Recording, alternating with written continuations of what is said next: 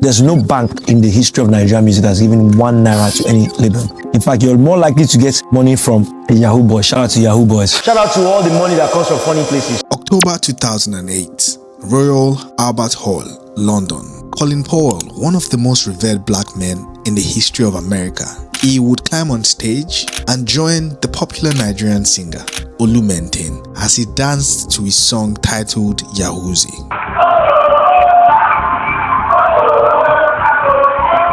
But unknown to the former US Secretary of State, the theme of this song had been described by many as one that was celebrating the life of a successful internet fraudster.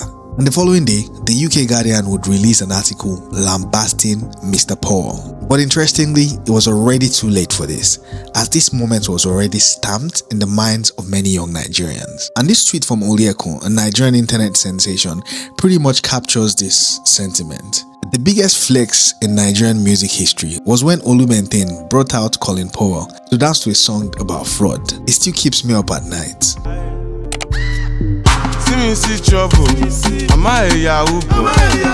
Fast forward about 11 years later, in May 2019, the controversial Nigerian rapper Naira Marley, he released the video of a song titled Am I a Yahoo Boy? And within 24 hours, the Economic and Financial Crimes Commission, EFCC, they would arrest him and charge him with 11 counts of fraud. Naira Marley, real name Afeez Fashola, was arraigned on Monday after spending 10 days in custody of the agency. This first appearance may be the first of many in the case, which has drawn public interest. If convicted, the musician shall be liable to imprisonment for a term of not more than 7 years. There was a time when the Nigerian music industry barely existed. The labels wouldn't invest, the government didn't care, and the corporate world. If Nigerian music is left up to the corporate world, we're dead. But someone had to fund the dreams of young artists who were trying to make it. And that someone, they might have been fraudsters. This is the story of how cyber fraud, aka Yahoo Yahoo, became intertwined with the Nigerian music industry.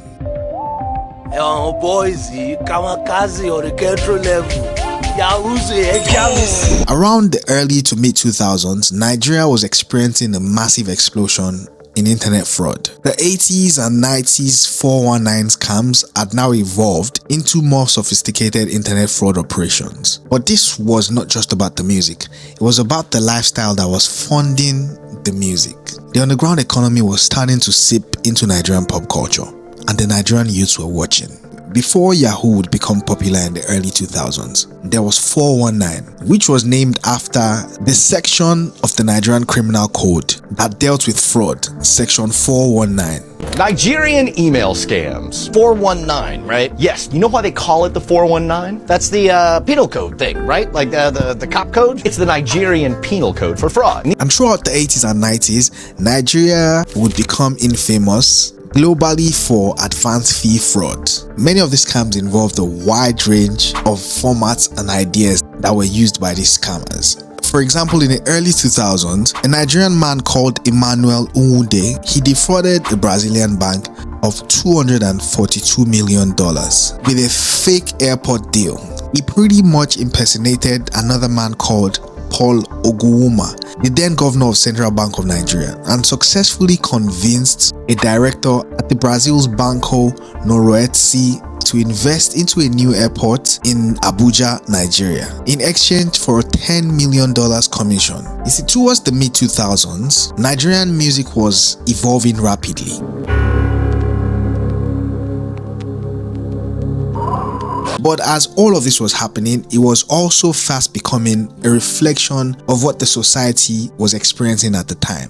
Too much money, problems how to spend it. Similar to America's hip-hop culture, where it pretty much documented the street life of many black Americans. Around this time as well, Nigeria was undergoing significant political transitions. We had just ended a long span of military regime, but then in 1999, Nigeria would finally go back into a democracy under the leadership of Olusegun Obasanjo. Around that time, we were already facing economic challenges and there was widespread corruption. Under the Obasanjo regime, the EFCC was founded with the primary aim of prosecuting financial crimes. Also around this time, the internet would fast take over the world and Nigeria wasn't left behind. All the major cities would start to have cyber cafes pop up in different corners. And all of a sudden, young Nigerians were able to get direct access to the world. And while some of them saw it as an opportunity to find legitimate alternatives to the struggles that they face, a few bad eggs also turned to the internet to do internet fraud. Over the next 2 decades, many of these guys would defraud several victims around the world. There was an idea that generally dehumanized the victims of these scams, while others tried to justify their actions as viewing it as a form of reparation or payback for slavery and colonialism that was perpetrated by the white man. If you know about slavery, you can know say Yahoo no be crime. Slangs like MAGA became very popular as a way to describe the victims. MAGA, which was a street slang, directly or indirectly translated to someone who was a fool, so to speak. Still around the early 2000s, the Nigerian music industry was suffering from lack of investment. In the 60s, 70s and 80s, under Nigeria's relatively thriving economy at the time, we had the presence of foreign labels. I'm talking labels like Island Records, Polygram, Arista, EMI, and these guys will sign some of our biggest acts within that period. So I'm talking artists like Fela Kuti, King Sunny Ade, and many of the big names were signed to foreign labels. These foreign labels also saw Nigeria obviously as a big market where they could sell their music. But with the economic downturn around the 80s, many of them would pack and leave the country. And so the next decade and two would have the Nigerian music industry just left to themselves to have to figure it out by themselves. If you're a young Nigerian who came from a poor background in the early 2000s, the options for you were limited. Higher education was expensive, and good jobs were nearly impossible if your parents didn't have connections. Many young Nigerians would turn into options that they consider to be low-hanging fruit. Some of them would start to make music or try to make music, while some other ones would join dancing groups to see if they could make a living from it. For those who spend time in Lagos, you remember walking down the streets of Computer Village and you see people dancing under the hot sun. Let's go. Probably wearing a blue cloth or red cloth or some very bright colors.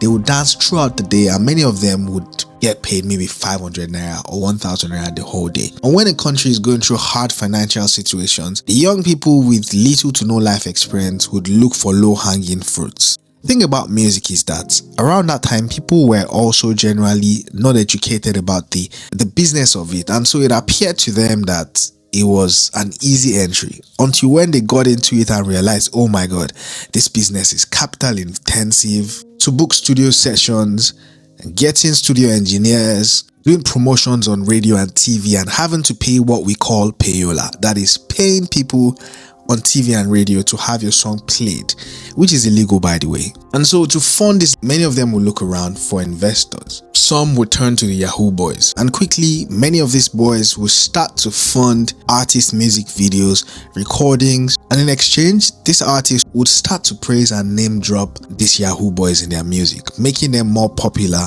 and gaining more notoriety.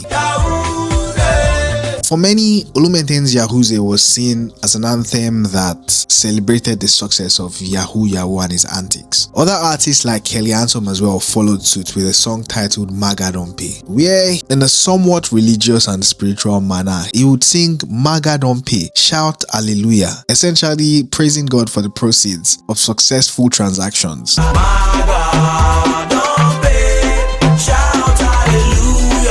Over the next 2 decades, several other songs like Cash App, Am I a Yahoo Boy, Able God, many other songs would also carry similar themes. And in a way, one could say that these songs were simply documenting the streets and what was happening there at the time. But also one could say that this went beyond storytelling, because Yahoo Boys were not just the subjects, they were also business partners. This culture is, however, not peculiar to Nigeria. In Latin America, drug lords were immortalized in ballads and songs, and even the Italian mafia funded artists during their heyday. So Nigeria's situation was not really different. But as much as many artists tried to deny the claims from fans, saying that their songs promoted internet fraud, one artist that took a different approach to this is the very controversial Nigerian rapper called Naira Marley. He tried to defend internet fraud, essentially describing it as a form of reparations for what the white people did against the Africans during the colonial and slavery era.